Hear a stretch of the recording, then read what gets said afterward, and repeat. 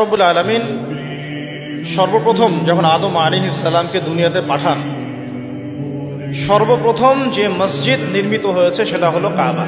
তো মসজিদ একটু লাইভলি থাকবেন তাহলে বুঝতে পারবেন। এই কাবা নির্মাণের 40 বছর পর দ্বিতীয় যে মসজিদটা নির্মিত হয়েছে সেটা হলো আল আকসা। কত বছর পরে?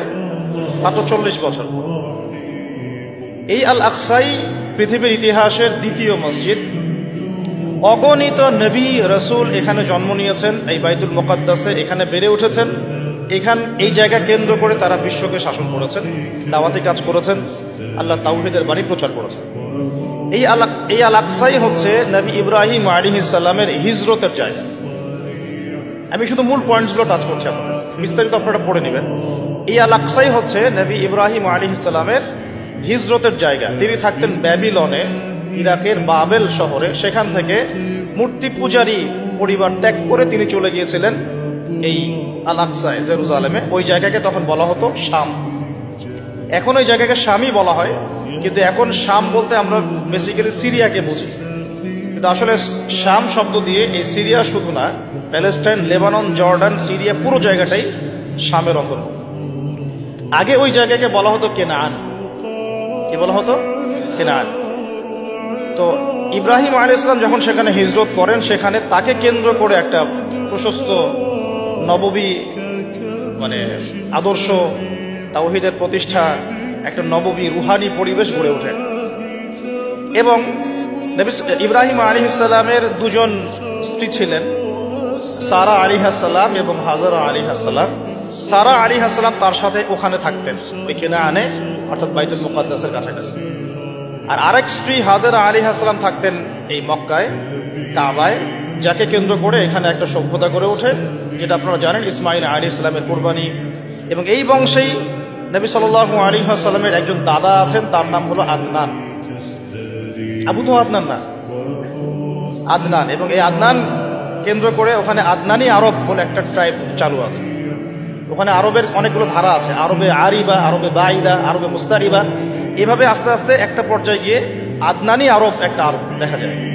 এই বংশের একজন মহাপুরুষের নাম হলো ইসমাইল আলাইহিস সালাম। এই বংশের ইসমাইল আলাইহিস সালাম থেকেই আস্তে আস্তে আস্তে আস্তে এদিকে আসে।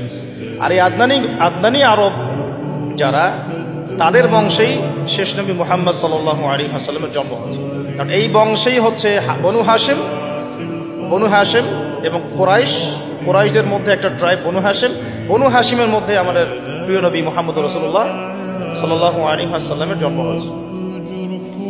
তো এখন যদি কেউ বলে আদনানি গোষ্ঠী, কথাটা ভালোভাবে নিতে হবে, তাই না? একটা ডিফারেন্স পাওয়া গেল। আচ্ছা, তো এখানে একটা ট্রাইব দেখছি আমরা মক্কায়, আর একটা ট্রাইব দেখছি আমরা কেনানে, যেটাকে আমরা বলছি বাইতুল মুকাদ্দাস। ওইখানে ইব্রাহিম আলাইহিস সালামের আরেক সন্তান বেড়ে উঠতে লাগলেন, তার নাম হচ্ছে ইসহাক আলাইহিস সালাম। ইসহাক আলাইহিস সালামের যে সন্তান, তার নাম হলো ইয়াকুব আলাইহিস সালাম। আর ইয়াকুব আলাইহিস সালামের আরেকটা নাম হচ্ছে ইসরাঈল। ইয়াকুব আলাইহিস সালামের আরেক নাম হলো ইসরাঈল, এবং এই ইসরাঈল নাম থেকেই পরবর্তীতে এই বংশের নাম হয়েছে বনু ইসরাঈল। ঠিক আছে? এই বনু ইসরাঈলের মধ্যে আল্লাহ পাকের প্রেরিত বেশিরভাগ নবী এসেছেন। বলা হয় 1,24,000, কোন জায়গায় পাওয়া যায় 2,24,000। কোরআনে আছে 25 জন নবীর নাম। স্পেসিফিকলি কত আল্লাহ ভালো জানেন। আল্লাহ পাক বলেছেন ওয়ালিকুল্লি কওমিন হাদ, আমি প্রত্যেক কওমেই হেদায়েত দেওয়ার জন্য নবী রাসূল প্রেরণ করেছি। এটার সংখ্যা আল্লাহ পাক জানেন, আমরা জানি না। তবে এতটুকু জানি, বেশিরভাগ নবী রাসূল এসেছেন এই বনু ইসরাঈলের মধ্যে। এখন এটাই সেই জায়গা যেখানে বনু ইসরাঈলরা বেড়ে ওঠে, তাদের সভ্যতা বিকাশ লাভ করে। এবং বনু ইসরাঈলকে আল্লাহ পাক একটা ওয়াদা দিয়েছিলেন, তোমরা যদি ভালো থাকো, ওয়াইন আহসানতুম আহসানতুম লিআনফুসিকুম ওয়াইন আসাতুম ফালাহা। আল্লাহ পাক ওয়াদা করছেন, তাদেরকে আরো ওয়াদা করছেন যে ওয়াইন উদ্তুম উদ্না, মানে সহজ কথায়, তোমরা যদি ভালো থাকো এই জায়গায়, তোমাদের সাথে ভালো বিহেভ করা হবে। তোমরা যদি এই ফিলিস্তিন এই অঞ্চলটাতে ভালোভাবে বসবাস করতে চাও, আল্লাহর আদেশ মেনে চলতে পারো, তোমাদেরকে ভালোভাবেই রাখা হবে। কিন্তু তোমরা যদি উদ্ধত আচরণ করো, তোমাদেরকে এখান থেকে আমি বের করে দেব। এটা আল্লাহ পাকের সুন্নাহ। ওয়ালান তাজিদা লিসুন্নাতিল্লাহি তাবদীলা, আল্লাহ পাকের এই সুন্নতের মধ্যে কোনো ব্যত্যয় থাকবে না।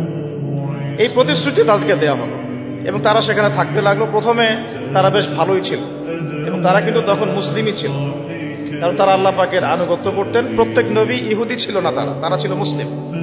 এটা একটা কথা অনলাইনে চলে আসছে, হ্যাঁ, কিছু যাক বলতে চাচ্ছি না, হয়তো জানে না, না জানা হতে পারে, মানুষ নাও জানতে পারে।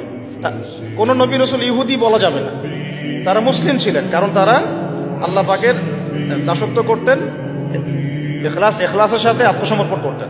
আর যে আল্লাহর সামনে আত্মসমর্পণ করে তাকে আমরা মুসলিম বলি। তা আমরা নবী রাসূলদেরকে বলবো না এভাবে তারা ইহুদি ছিলেন, না, তারা মুসলিম ছিলেন।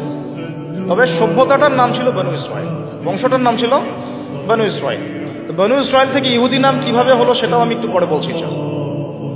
এখন এই ইয়াকুব আলাইহিস সালামের বংশ বাড়তে লাগলো। আপনারা জানেন, সূরা ইউসুফ পড়ে দেখবেন, তার মোটামুটি 12 সন্তান হয়ে গেল। 12 সন্তানের মধ্যে এক সন্তানের নাম হলো ইউসুফ, আর তার ভাই যার নাম পাই আমরা বেনিয়ামিন, তাই না? নেতানিয়াহু না আবার, ঠিক আছে?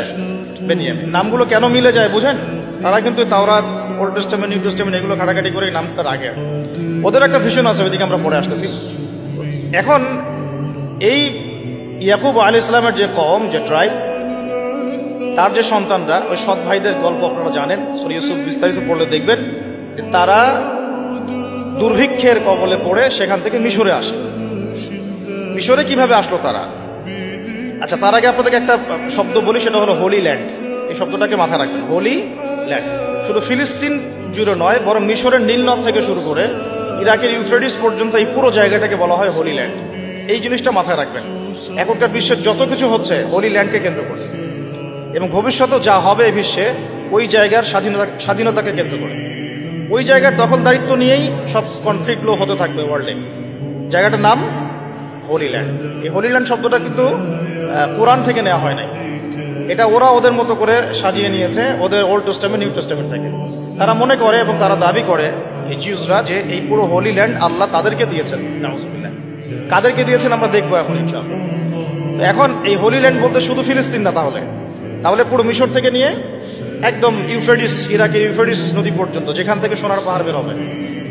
হাদিস তো জানেন আপনারা, যেটাকে কেন্দ্র করে মহাযুদ্ধ হবে। এখন এই হোলি ল্যান্ডে তাহলে কিভাবে আসলো বনু ইসরাইল? ওই দুর্ভিক্ষের কবলে পড়ে তারা আস্তে আস্তে এখানে আসলো খাবারের সন্ধানে। এখানে এসেই তখন ফেরোরা থাকতো। আর এই ফেরো আর মুসা আলাইহিস সালামের ফেরো কিন্তু এক না। তখন যারা থাকতো তাদেরকে বলা হতো হাইকাল গোষ্ঠী, আর কি, হাইকাল জনগোষ্ঠী। তো তারা মোটামুটি ভাবে এত অত্যাচারী ছিল না, একটু ধর্মনিরপেক্ষ টাইপের ছিল আর কি, যে যার মতো ধর্ম পালন করবে, কোনো সমস্যা নেই, এরকম ফিলোসফি ছিল। এতে করে এই বনু ইসরাইল যখন এখানে আসে, ইউসুফ আলাইহিস সালামের ভাইরা, তারা মোটামুটি একটা জায়গা করে নেয়। আর তার ভাইরা কিভাবে আসলো এখানে এটা আপনারা জানেন। প্রথমে ইউসুফকে কুয়ায় ফেলে দিল, সেখান থেকে রাজা কিনে নিল, সেখান থেকে রাজপ্রাসাদে, ওখান থেকে ওই যে প্রলোভন, জেনার প্রলোভন, সেখান থেকে তিনি কারাগারে মাশাআল্লাহ 12 থেকে 14 বছর মনে হয় ছিলেন, না, মোটামুটি 12 বছরের মতো জেল জীবন শেষ করে আবার এই রাজপ্রাসাদে অ্যাজ এ কি বলবো, খাজেন মানে হচ্ছে যার অর্থ, একটা রাষ্ট্রের অর্থের দায়িত্ব থাকে, অর্থ মন্ত্রণালয়ের প্রধান বলা যায়। একটা রাষ্ট্রের অর্থ মন্ত্রণালয়ের প্রধান হলেন ইউসুফ আলাইহিস সালাম। এই যে একটা লাইফের সার্কেল, এটাকে আল্লাহ পাক বলেছেন আহসানুল কসাস, তাই না? শব্দটা আহসানুল কসাস। তো এই উপন্যাস, সবচেয়ে শ্রেষ্ঠ উপন্যাস হলো ইউসুফ আলাইহিস সালামের এই জীবনীটা। এখন আমরা বুঝলাম যে বনু ইসরাইল কিভাবে ওই কেনান থেকে মিশরে আসলো।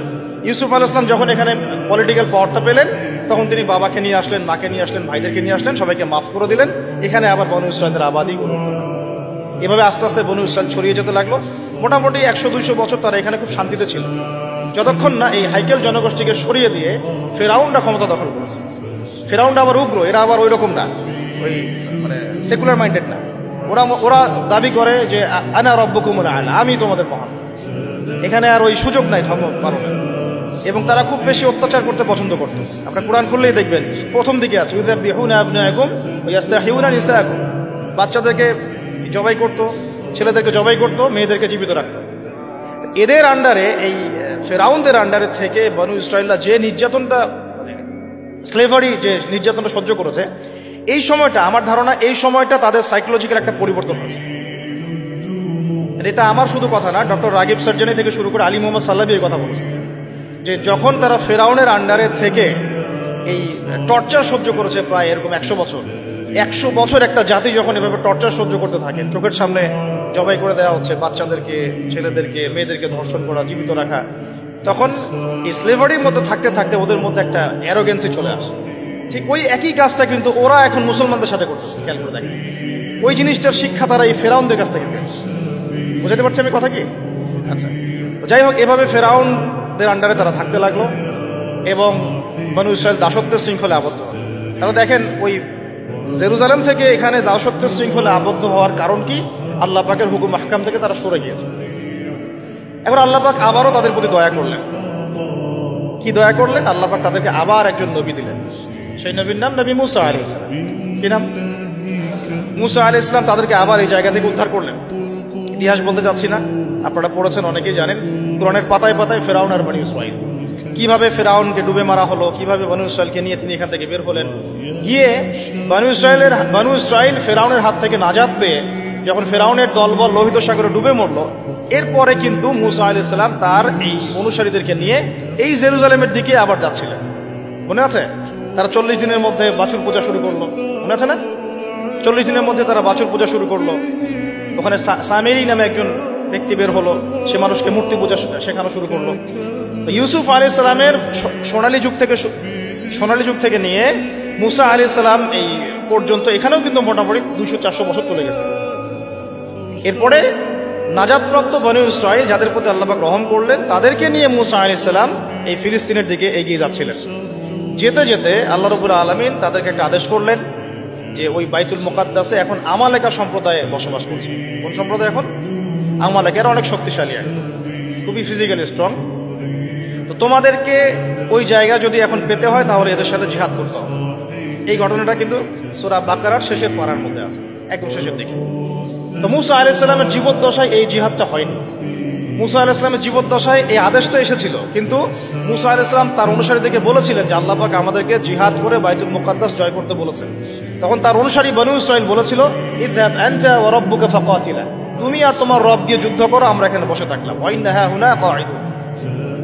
কোন বনু ইসরাইলের কথা বললো? যাদেরকে আল্লাহ পাক একটু আগেই বিপদ থেকে উদ্ধার করে এখানে নিয়ে আসলেন। আর শর্ত আল্লাহর কি? ওয়া ইন উদতুম উদনা, ঠিক থাকলে ঠিক, বেঠিক থাকলে বেঠিক। তোমরা ঠিক থাকলে ঠিক থাকবো আমি। এখন তারা যখন যাচ্ছে, মুসা আলাইহিস সালামের জীবদ্দশা এটা হলো না। এরপরে আরো প্রায় 40 বছর আল্লাহ পাক ওদেরকে শাস্তি দিলেন। তিহ নামে একটা উপত্যকা আছে, এই উপত্যকায় আল্লাহ পাক তাদেরকে 40 বছর ঘুরিয়েছেন। সকালবেলা বের হতো, এক রাস্তায় যেত, সন্ধ্যাবেলা গিয়ে দেখতো আবার সেই রাস্তায় ফিরে আসছে, ঘুরতো তার উপত্যকায়। আল্লাহ পাক 40 বছর এই শাস্তি দিয়েছেন ওই আল্লাহ পাকের জিহাদের আদেশ লঙ্ঘন করার কারণে। ওই যে বলেছে ইযহাব আনতা ওয়া রাব্বুকা ফাকাতিলা ওয়া ইন্না হাহুনা কাঈদুন, মাইদা পড়ে দেখেন।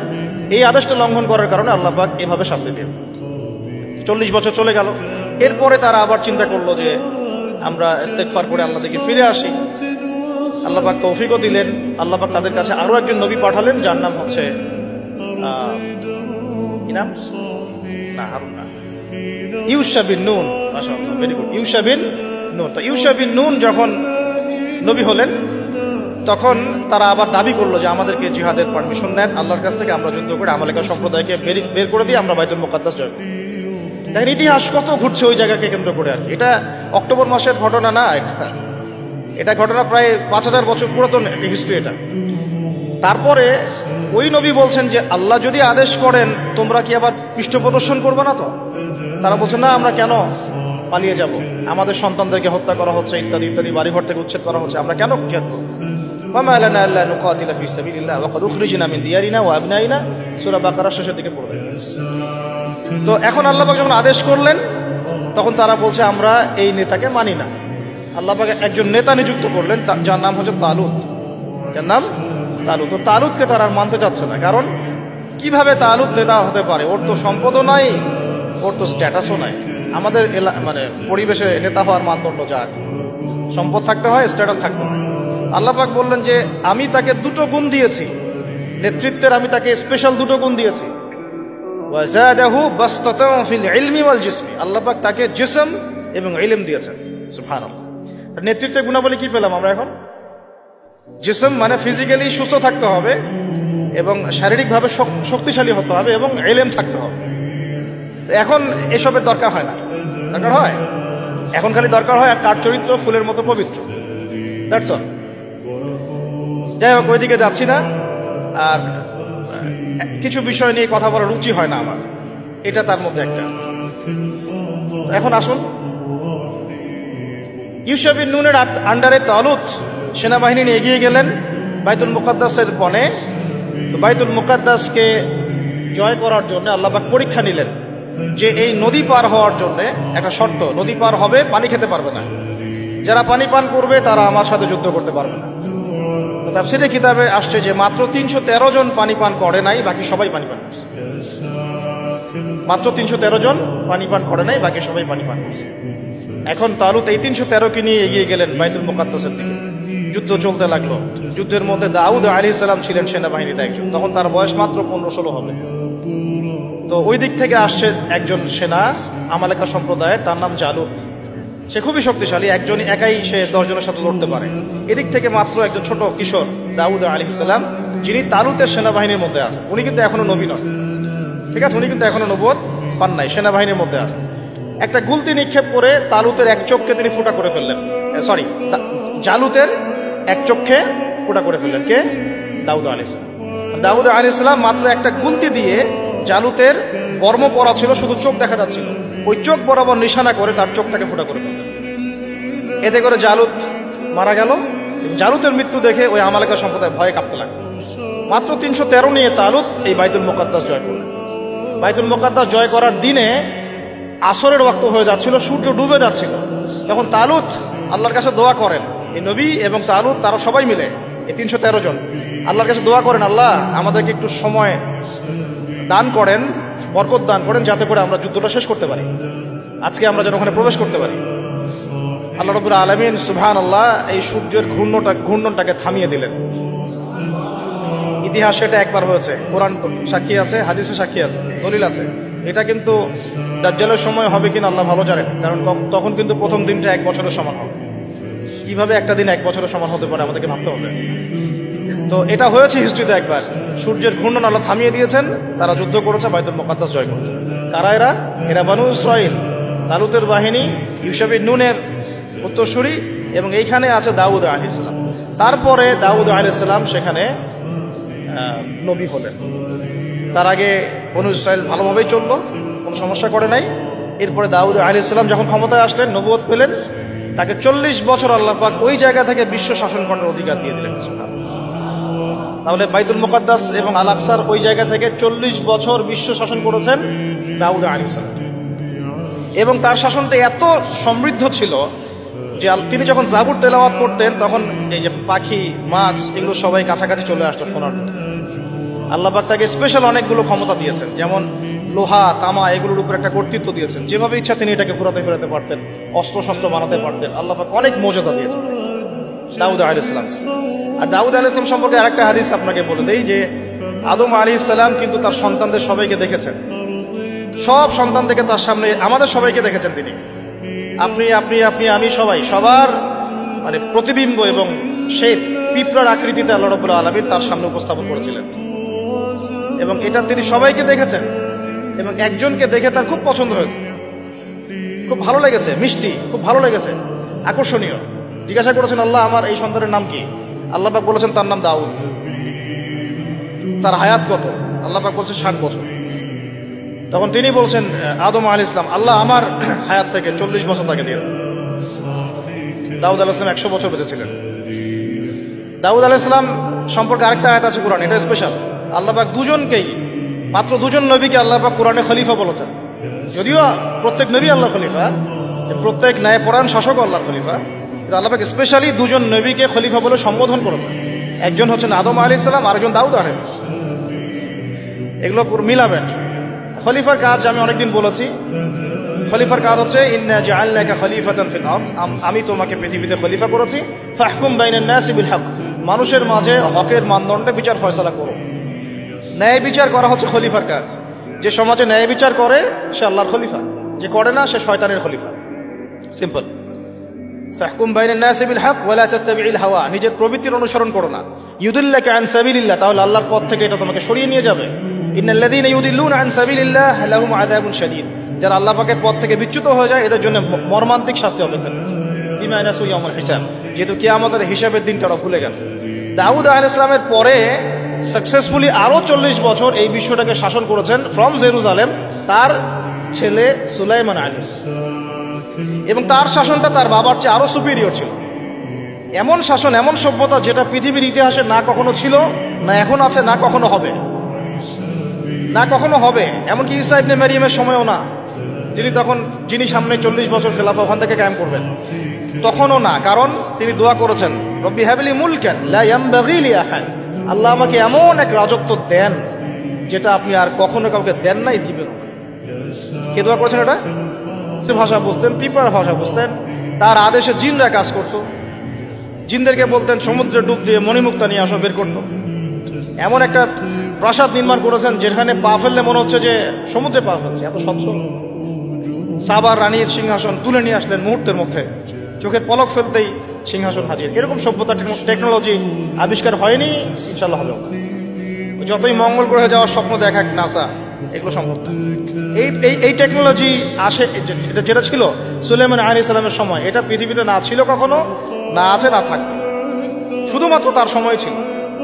এবং ওই সময়ে সুলাইমান আলাইহিস সালামের শাসনে জেরুজালেম থেকে পুরো বিশ্বটাকে শাসন করেছে বনু ইসরাঈল।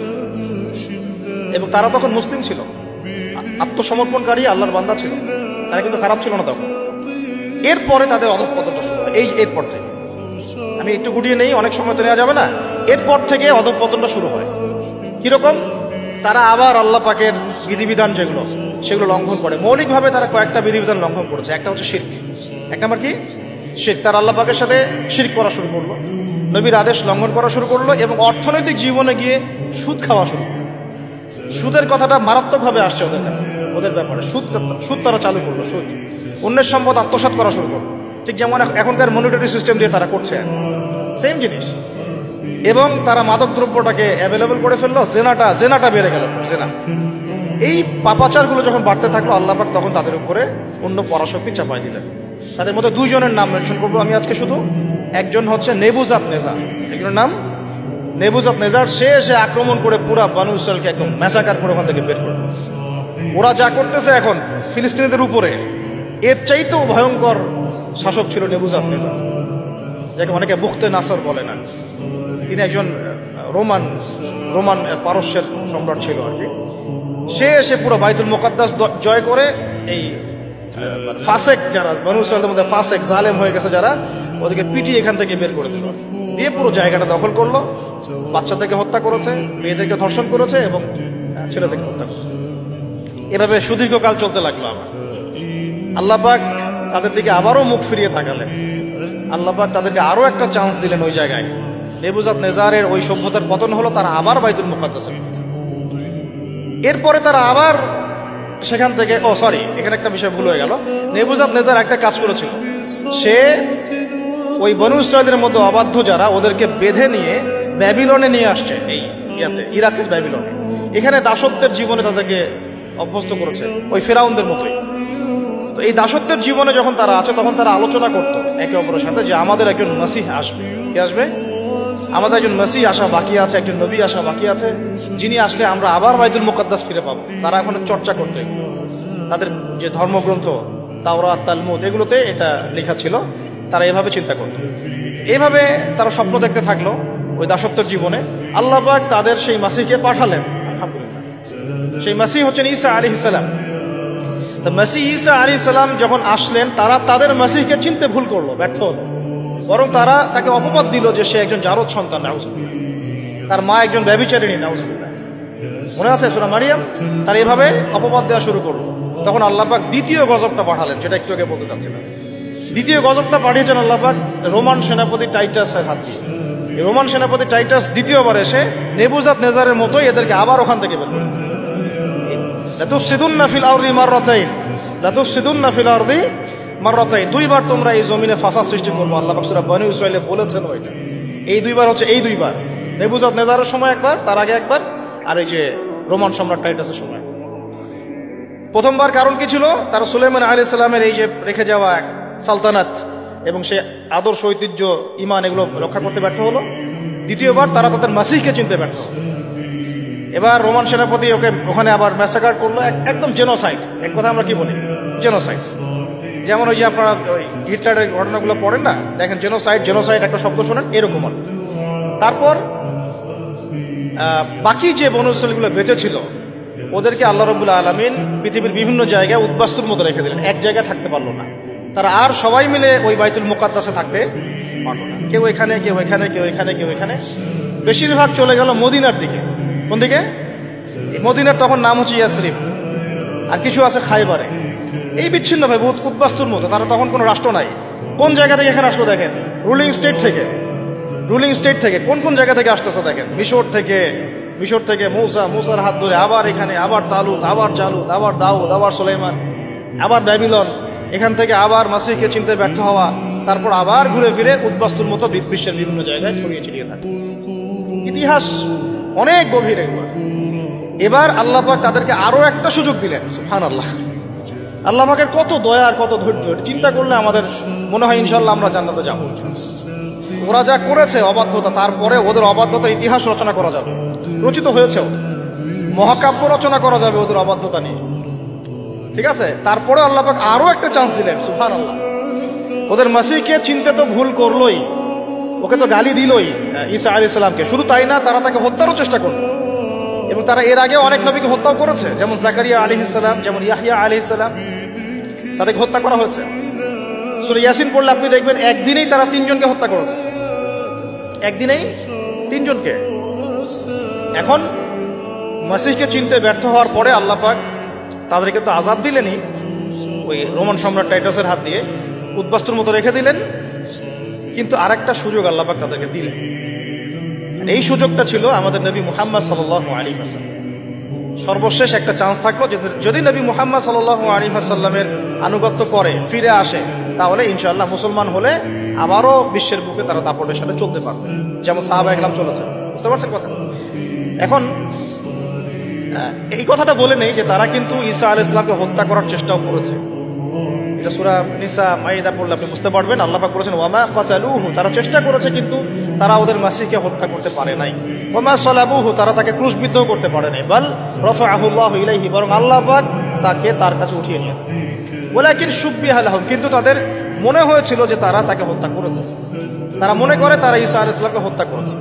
ঠিক আছে, তারা মনে করে তারা ঈসা ইবনে মারইয়ামকে হত্যা করেছে, তারা সফল হয়েছে, এবং তারা এটাকে ফখর করে বলে যে ইন্না কাতালনাল মাসিহা ঈসা ইবনে মারইয়াম রাসূলুল্লাহ। সূরা নিসা মাইদা পড়লেন। আল্লাহ বলেন না, তোমরা হত্যা করো নাই, ক্রুশবিদ্ধ করতে পারো নাই, বরং আল্লাহ পাক তাকে উঠিয়ে নিয়েছে। তখন ঈসা আলাইহিস সালামের অনুসারী যারা ভালো ছিল তাদেরকে বলা হয় নাসারা। কি বলা হয়? নাসারা। তখন বনু ইসরাঈল দুই ভাগে ভাগ হয়ে গেছে। একটা এই যে বনু ইসরাঈল নাম থেকে ইহুদ হয়ে গেল কেন? ওই যে মাসিহকে চিনতে ব্যর্থ হলো তাই, মাসিহকে হত্যার চেষ্টা করলো তাই। এরপর থেকে ওদেরকে আর বনু ইসরাঈল বলা হয় নাই, বলা হচ্ছে ইহুদ। কি বলা হচ্ছে? ইহুদ। আরেকটা সুযোগ নবী সাল্লাল্লাহু আলাইহি ওয়াসাল্লাম ছিলেন, যখন নবী সাল্লাল্লাহু আলাইহি ওয়াসাল্লামকেও চিনতে ব্যর্থ হলো, তখন তাদেরকে বলা হলো মাগদুবি আলাইহিম ওয়া লাদ্দাল্লিন, অভিশপ্ত বলা হলো। তারপরে ইহুদ থেকে বলা হলো কি? মাগদুব, অভিশপ্ত। আগে নাম ছিল বনু ইসরাঈল, মাসিহকে চিনতে ব্যর্থ হওয়াতে নাম হয়ে গেল কি? ইহুদ। আবার নবী সাল্লাল্লাহু আলাইহি ওয়াসাল্লামকেও চিনতে ব্যর্থ হওয়াতে নাম হলো মাগদুব। মাগদুব মানে কি? অভিশপ্ত। এই যে আমরা প্রত্যেক নামাজে পড়ি না, গায়রিল মাগদুবি আলাইহিম ওয়া লাদ্দাল্লিন, আল্লাহ আমাদেরকে মাগদুবদের পথে নিও না আর দল্লিনদের পথে নিও না। মাগদুব ইজ ইকুয়াল টু ইহুদ, আর দল্লিন ইজ ইকুয়াল টু নাসারা, খ্রিস্টান। এখন আমরা বাংলাদেশের মাটিতে শুনি যে তারা নাকি মুশরিক ছিল না। আল্লাহ পাক বলছেন তারা মাগদুব। আর বাংলার মাটিতে অনেকে বলেন, অনেক নামধারী স্কলার, তারা বলেন স্কলারশিপ অফ ইসলাম, তারা বলছেন যে ইহুদিরা মূর্তি পূজা করতো না, মুশরিক ছিল না। আর যে এখানে আমরা বলেন নাউজুবিল্লাহ, আল্লাহ পাক বলেছেন মাগদুব, অভিশপ্ত। ওইটা আমার টপিক না, ওইদিকে আমি যাচ্ছি না, আমি আলোচনা শেষ করে দিচ্ছি, 5 মিনিট সময় নিচ্ছি। এখানে আপনি দেখেন প্রথম চান্সটা কি ছিল? ফিরে আসার, মাসিহকে চিনতে পারলো না। দ্বিতীয় চান্স হচ্ছে নবী সাল্লাল্লাহু আলাইহি ওয়াসাল্লাম ইতাআত, সেটা করলো না। কিভাবে? মদিনায় বসে আছে তারা, আল্লাহর নবী 13 বছর মক্কায় দাওয়াত দিয়ে আসলেন, মনে আছে? 13 বছর মক্কায় দাওয়াত দিয়ে আসলেন, নিজে তিনি হিজরত করে আসলেন ইহুদিদের দরজায়। এমন না যে তারা গিয়েছে মক্কায়, ব্যাপারটা কেমন, বরং নবী সাল্লাল্লাহু আলাইহি ওয়াসাল্লাম 13 বছর মক্কায় দাওয়াতি কাজ করে হিজরত করে, এই মক্কা 13 বছর তো কি হয়েছে আপনারা জানেন, প্রচন্ড কষ্ট, নির্যাতন, নিপীড়ন সহ্য করে গুটি কয়েক সাহাবীকে নিয়ে তিনি চলে আসলেন কোথায়, মদিনায়। এই মদিনায় বসবাস করছে বাকি ইহুদিরা, বনু কুরাইজা, বনু কাইনুকা, বনু নাজির আর খায়বারের মধ্যে কিছু, এই এতটুকু বাকি আছে ওদের পৃথিবীতে, আর কিন্তু নাই। ওই রুলিং স্টেট থেকে এই পর্যায়ে চলে আসছে। শেষ চান্স, নবী সাল্লাল্লাহু আলাইহি ওয়াসাল্লামের যদি আনুগত্য করে তাহলে ইনশাআল্লাহ আল্লাহ মাফ করে দিবেন, বরং ডাবল নেকি দিবেন। আল্লাহ বলেছেন ওই নবীকে মানারও নেকি দিবেন, আবার এই নবীকে মানারও নেকি দিবেন। কিন্তু আল্লাহ নবী তাদের ঘরের সামনে আসলেন, তাদের কিবলাকে অনুসরণ করে 16 মাস নামাজও পড়লেন, সুবহানাল্লাহ। তাদের স্মরণে যে আশুরার সওম রাখলেন, তাই না, নাজাতে মুসা, আমরা রাখলাম না সওম।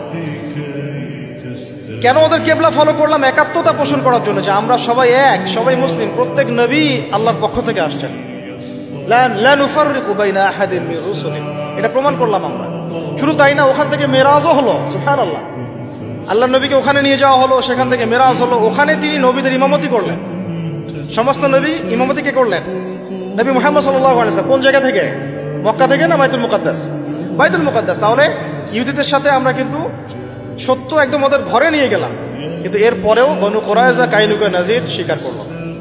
লাস্ট চান্স, গন শেষ। শুধু যে স্বীকার করলো না তাই না, বরং তারা একাধিকবার আমাদের নবী সাল্লাল্লাহু আলাইহি ওয়াসাল্লামকে হত্যার চেষ্টা করলো। বনু কুরাইজার সাথে তো আপনারা জানেন কনফ্লিক্টটা কি হয়েছে, খন্দকের যুদ্ধের হিস্ট্রি আছে। বনু কাইনুকার সাথে ওই আমি অনেকদিন লেকচারে বলেছি, একজন দিনী বোনের ইজ্জতের বিনিময়ে আল্লাহ নবী সাল্লাল্লাহু আলাইহি ওয়াসাল্লাম, আচ্ছা বলি না হলে আপনারা অনেকে বুঝবেন না। বনু কাইনুকা একটা বাজার, সেখানে গিয়ে আমাদের এক মহিলা সাহাবী গিয়েছেন প্রয়োজনে, তাকে শ্লীলতাহানি করা হয়েছে। কে করেছে? এক ইহুদি। তখন একজন মুসলিম যুবক সেখানে ছিলেন, তরুণ, তরোয়াল বের করে ইহুদির গর্দান নামিয়ে দিয়েছে। তখন অন্যান্য ইহুদিরা মিলে ওই মুসলিমকে শহীদ করেছে। এই ঘটনা যখন নবী সাল্লাল্লাহু আলাইহি ওয়াসাল্লামের কাছে আসে, তখন মদিনায় যে মদিনা সনদ হয়েছে, এই সনদের চুক্তি কেটে যায়। সনদে ছিল যে আমরা সবাই মিউচুয়ালি থাকবো, কেউ কারোর সাথে লড়াই করবো না বা জুলুম করবো না, ঠিক আছে। বরং আমরা যদি আক্রমণের শিকার হই মদিনা, তাহলে সবাই একসাথে আমরা প্রতিহত করব। কিন্তু তারা এটা রাখলো না। বনু কাইনুকা প্রথম ঘটনা ঘটালো এটা। এরপরে নবী সাল্লাল্লাহু আলাইহি ওয়াসাল্লাম, এখানে দেখেন আল্লাহ নবী সাল্লাল্লাহু আলাইহি ওয়াসাল্লাম তো সাহাবীকে বকাঝকা করেনই নাই, বলেন নাই যে সাহাবী তুমি ভুল করেছো, আইন নিজের হাতে কেন তুলে নিয়েছো, একজন দিনী বোনের জন্য এত বড় রিস্ক নেওয়ার কি দরকার ছিল, এরকম কোনো সেন্টেন্স তিনি ইউজ করেন। বরং তিনি সাহাবীদেরকে বলেছেন বর্ম পরে বের হও, বনু কাইনুকাকে আক্রমণ করতে হবে। বনু কাইনুকাকে আক্রমণ করা হলো, তাকে বের করে দেওয়া হলো, পুরো একদম ব্যাগ এন্ড ব্যাগেজ তারা এখান থেকে বের হয়ে গেল, শেষ। একটা গোত্র গণ। একটা থাকলো নাজির। এই নাজির আল্লাহ নবী সাল্লাল্লাহু আলাইহি ওয়াসাল্লামকে হত্যার চেষ্টা করলো, উপর থেকে লোহা ফেলে, লোহা বা চাক্কি যেটা আমরা বলি, এটা ফেলে হত্যার চেষ্টা করেছিল। আল্লাহ নবী বসেছিলেন, তার উপর থেকে ফেলার চেষ্টা করেছিল। এই ঘটনা কেন্দ্র করে বনু নাজিরকে নবী সাল্লাল্লাহু আলাইহি ওয়াসাল্লাম মদিনা থেকে বের করে দিলেন। দুইটা গেল গণ। একটা থাকলো বাকি বনু কুরাইজা, এ মোটামুটি সবচেয়ে বড় ছিল। এ আবার কি করলো, আবু সুফিয়ান বাহিনী, ওই যে কুরাইশ, তাদের সাথে এবং গাতাফানদের সাথে চুক্তি করলো যে খন্দকে আপনারা আক্রমণ করেন বাহির থেকে, আমরা ভিতর থেকে আক্রমণ করব। ব্যাস, নবী সাল্লাল্লাহু আলাইহি ওয়াসাল্লাম এই খবর জানতে পারলেন যখন, খন্দকে বিজয়ের পর, খন্দকে যখন আবু সুফিয়ানের বাহিনী ফেরত চলে গেল, তখন তিনি বনু কুরাইজায় না গিয়ে আসরের নামাজ পড়তে নিষেধ করলেন। বনু কুরাইজার এক একটা গাদ্দারকে ধরে ধরে গর্দান নামানো হয়েছে, তারপর এখান থেকে বের করে দেওয়া হয়েছে। 3টা গণ শেষ। আর একটা বাকি ছিল খায়বার। আর খায়বারের ঘটনা তো আপনারা জানেন, হুদাইবিয়া সন্ধির ঠিক পরেই নবী সাল্লাল্লাহু আলাইহি ওয়াসাল্লাম খায়বার আক্রমণ করেছেন, আলী রাদিয়াল্লাহু আনহুকে পতাকা দিয়েছেন, তার হাতে খায়বার বিজয় হয়েছে। পুরো ইহুদিদের নাম ও নিশান এই আরব থেকে মিটিয়ে ফেলা হলো। বাকি যে গুটি কয়েক বেঁচে ছিল, ইন্তেকালের 4 দিন আগে বা 3 দিন আগে, আল্লাহ নবী সাল্লাল্লাহু আলাইহি ওয়াসাল্লামের ইন্তেকালের 4 দিন বা 3 দিন আগে, কোন সিরাতের কিতাবে আমরা পেয়েছি 7 দিন 5 দিন, ইখতিলাফ আছে। তিনি বললেন, আমাদের নবীজি বললেন, বাকি যে ইহুদিরা আছে এই জাজিরাতুল আরবের মধ্যে, সবগুলোকে একটা একটা করে ধরে ধরে এখান থেকে বের করে দিবেন। কে বললেন? আমাদের নবী সাল্লাল্লাহু আলাইহি ওয়াসাল্লাম। এরপরে নবী সাল্লাল্লাহু আলাইহি ওয়াসাল্লামের এই আদেশটা বাস্তবায়ন করেছেন আবু বকর সিদ্দিক, ওমর ইবনুল খাত্তাব, ওসমান বিন আফফান, আলী ইবনে আবি তালেব। পুরো জাজিরাতুল আরব মানে পুরো আরব বিশ্ব থেকে ওদেরকে বের করে দেওয়া হয়েছে। এই বের করে দেওয়াটা কি অন্যায় হয়েছে? এরা নবীদেরকে হত্যা করা জাতি, আল্লাহ নবীকে হত্যার চেষ্টা করেছে, জুলুমের উপর জুলুম, কিভাবে তাদের উপর আর রহম করা যায়, সব চান্স ক্লোজ, শেষ।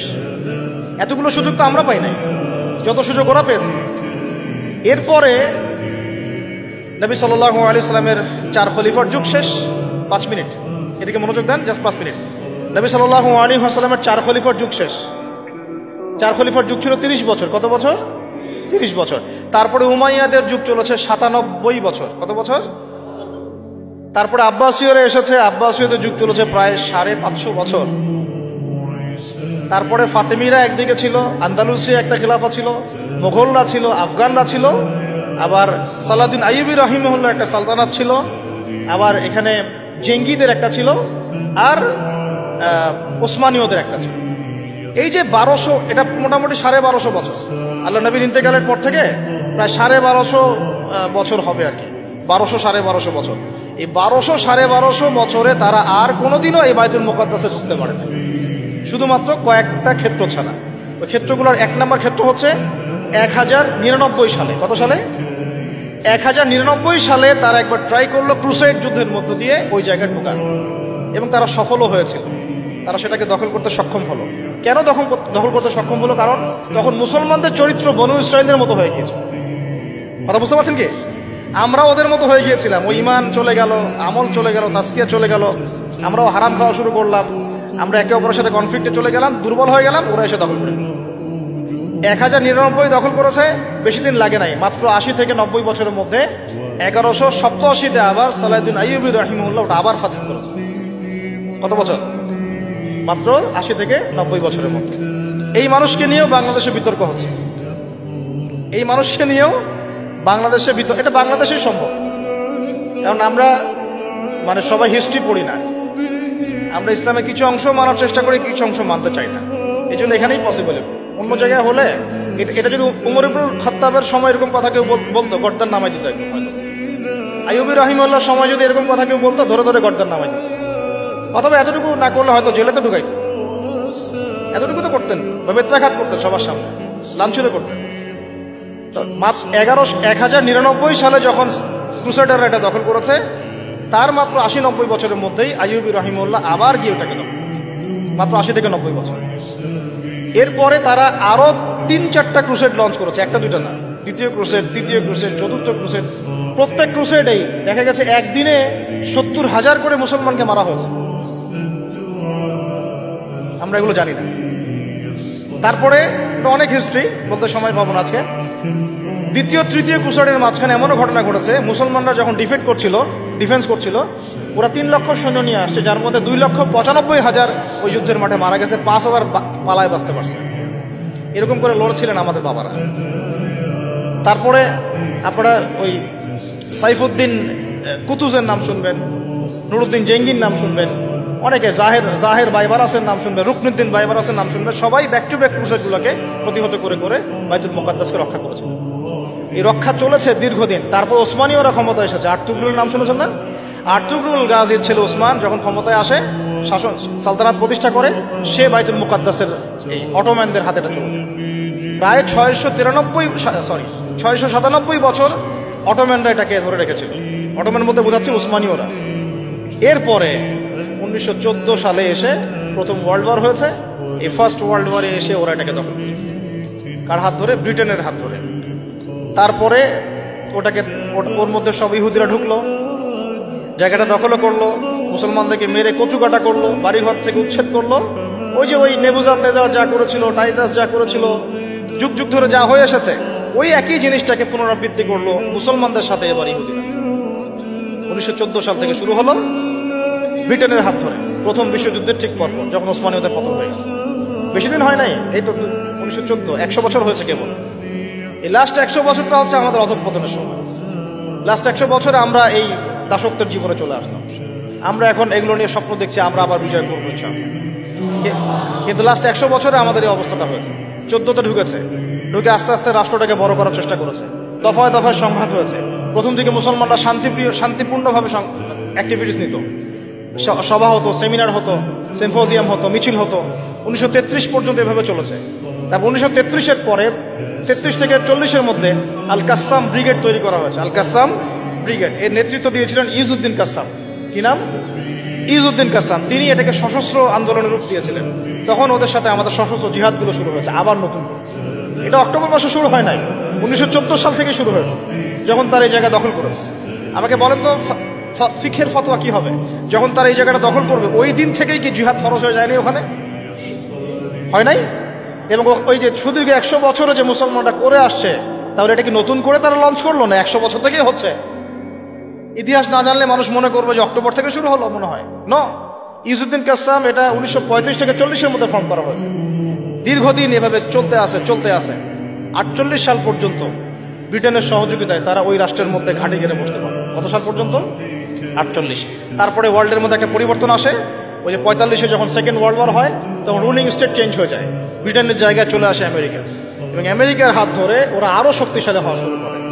ব্রিটেন ওদেরকে পেলে পোষে বড় করেছিল, আমেরিকা তাকে আরো বেশি তেল দেওয়া শুরু করলো। আস্তে আস্তে ওকে একদম শিশু শাবক থেকে একদম দানবের রূপ দিল। কথা বোঝার চেষ্টা করেন। ব্রিটেন ওকে শিশু শাবকের মতো মানে লালন পালন করেছে, আর ইউএসএ আসা রুলিং স্টেট হওয়ার পর ওকে দানবের আকৃতি দিয়েছে। সব ধরনের support, economic support, political support, geopolitical support, মিডিয়ার সাপোর্ট, প্রযুক্তির সাপোর্ট, পারমাণবিক ওয়েপন্স, এভরিথিং তারা প্রোভাইড করেছে।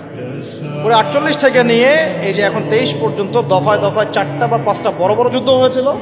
1963-তে হয়েছে, মনে আছে আপনাদের? 50-তে হয়েছে, 63-তে হয়েছে, তারপরে আপনার 72-এ হয়েছে, তারপরে ওই যে বাদশাহ ফয়সালের অয়েল বয়কট হয়েছে 73-এর দিকে, 74-এর দিকে, মনে আছে আপনাদের? এগুলো হিস্ট্রি। 4টা-5টা ওয়ার হয়েছে আরব ইসরায়েল।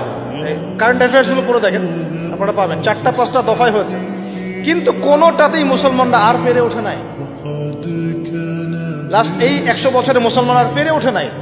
5টা-6টা রাষ্ট্র মিলে একা তার সাথে লড়তে পারে নাই। সে একা 5-6টা রাষ্ট্রের এগেনস্টে লড়েছে। আপনি কি মনে করছেন তাদের?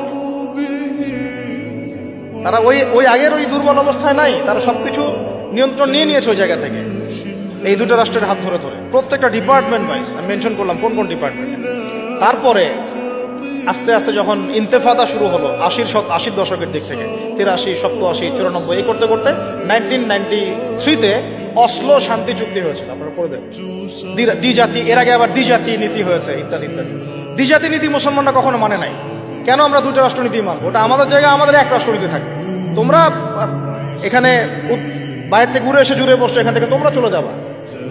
তোমরা উড়ে এসে জুড়ে বসছো, তোমরা চলে যাবা। আমরা কেন এটাকে ভাগের নীতিতে যাবো? মুসলমানরা যায়নি কখনো। অসলো শান্তি চুক্তির পরে যখন মুসলমানদের মধ্যে নমনীয়তা আসলো, তখন সৃষ্টি হয়েছে হামাস। এটা এখন হয়নি, 1993-তে, 1994-এ হয়েছে, 1994 সালে। তারপরে আস্তে আস্তে আস্তে আস্তে ওরা শক্তিশালী হওয়া শুরু করলো, এবং চতুর্দিক থেকে ইয়েমেনের সাপোর্ট, এদিকে ইরানের সাপোর্ট, কিছু কিছু ক্ষেত্রে আরব কান্ট্রিগুলোর সাপোর্ট, কাতার, কুয়েত, আবুধাবি, লেবানন, জর্ডান, এদের সাপোর্টে আস্তে আস্তে ওরা ওই জায়গাটুকুর মধ্যে তাদের কার্যক্রম পরিচালিত করতে পারে। মূলত তারা মূল বিষয়টা হচ্ছে ওই জায়গাটুকু বাদ দিয়ে বাকি সব জায়গায় তারা দখল করে ফেলবে। আদতে সব জায়গায় পরাধীন, শুধু ওই জায়গাটা এখন পর্যন্ত স্বাধীন। তাদের বুঝতে পারেন নাই? আদতে এই লাস্ট 100 বছরে তারা আরবের উপর নিয়ন্ত্রণ নিল। মাত্র এই 90 বছরে তারা মোটামুটিভাবে 80 থেকে 85% জায়গা দখল করে ফেলল। এদিকে পশ্চিম তীর বাদ দিয়ে আর গাজা বাদ দিয়ে বাকি থাকলো অল্প কিছু ল্যান্ড। এই ল্যান্ডটুকুর মধ্যে মুসলমান ভাইরা তাদের কাছে যা আছে এটা দিয়ে প্রতিহত করা শুরু করে। দফায় দফায় দফায় দফায় প্রত্যেক বছর রমজান মাসে হামলা হচ্ছে, মসজিদ থেকে বের করে দেওয়া হচ্ছে। এখন তো দেখছেন নতুন করে হিস্ট্রিগুলো আবার মানুষের স্মৃতিতে আসছে। আমরা খুব ইতিহাস বলা জাতি, ইস্যু পাগল জাতি। একটা ইস্যু সামনে আসলে আমরা তখন চর্চা করি, তারপর আমরা ভুলে যাই। ঠিক আছে, আমরা কনফারেন্স করলাম, অনেক কিছু করলাম, লেখালেখি করলাম, ফেসবুক কাঁপাই দিলাম, দেখেন আস্তে আস্তে সব ঠান্ডা হয়ে গেছে। আমরা হচ্ছে এরকম একটা জাতি। এই কারণেই আমাদের স্মৃতিতে যেন এটা জীবিত থাকে, এই জন্য প্রত্যেকটা লেকচারের মধ্যে আলাক্সা ইস্যু আসা উচিত। কেন? কারণ এটা আমাদের ফাইনাল ডেস্টিনেশন। কেমন করে বোঝাচ্ছি, এখান থেকে শেষ করে দিব 2 মিনিটে। এই যে তারা পুরো জায়গাটার উপর এত জুলুম করলো, এবং মুসলমানরা তাদের জান মাল সময় শ্রম দিয়ে সর্বোচ্চ শক্তি দিয়ে প্রতিহত করার চেষ্টা করলো, আপনাদের কি মনে হয় কতগুলো মুসলমান মারা গেছে? আমি আপনাদেরকে একটা পরিসংখ্যান বলে দিই। প্রতিদিন গড়ে 2.5 জন করে, প্রতিদিন গড়ে 2.5 জন করে মুসলমানকে মারা হচ্ছে। কত লক্ষ দিনী বোনকে উঠানো হয়েছে তার ঠিক নাই। কত ভাই কারাগারে এখন নির্মম নির্যাতন সহ্য করছেন ঠিক নাই। কতজনকে গুপ্ত হত্যা করে মারা হয়েছে ঠিক নাই। কতগুলো বাচ্চাকে মারা হয়েছে তারও ঠিক নাই। লাস্ট 1 মাসে যদি আপনি দেখেন 20,000 সামথিং, লাস্ট 1 মাসে 20,000 সামথিং, তাহলে আপনি হিসেব করে নেন যে লাস্ট 100 বছরে কত। এরপরেও এগুলো নিয়ে প্রশ্ন তুলছে কিছু মানুষ যে তারা ভুল করছে, তাদের প্রতিহত করা ঠিক হচ্ছে না, পাগলের কাজ করছে, কুকুরের মতো ঘেউ ঘেউ করছে, সহি হচ্ছে না, আকীদা ঠিক নাই, ওদের পদ্ধতি ঠিক নাই। আমি মানে এত বেশি ফেড আপ এই কথাগুলোতে যে এগুলো মুখে উচ্চারণ করতে আমার লজ্জা লাগে, এখন ঘৃণা লাগে, লজ্জা লাগে, বলতে ইচ্ছা করে না।